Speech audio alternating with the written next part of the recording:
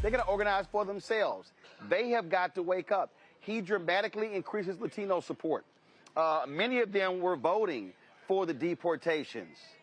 Now they're realizing, yo, y'all ain't white. Y'all might think y'all white. You might call yourself a white Hispanic, but you ain't white. Supreme Court just said, you brown.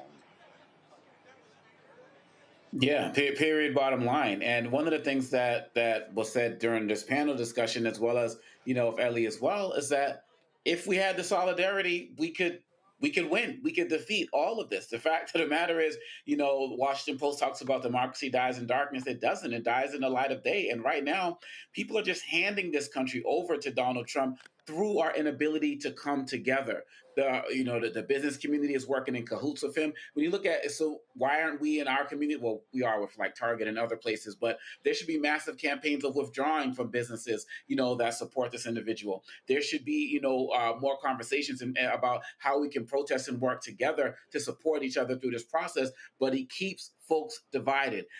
Some of us said already that, it's just a matter of time before they come for Asians. Well, hey, Roland, last week they did.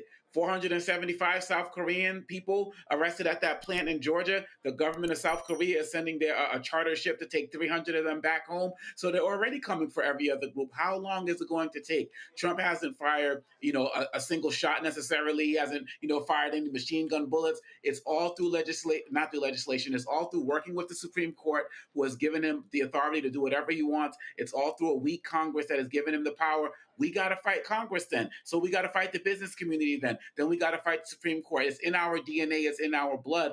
But we can't do this alone. We can fight, we can resist, but there's not enough of us to make this happen. And so if this isn't the wake-up call for members of that community, Roland, I don't know what is. But I know that we're talking about over 1,000 days of fifth administration.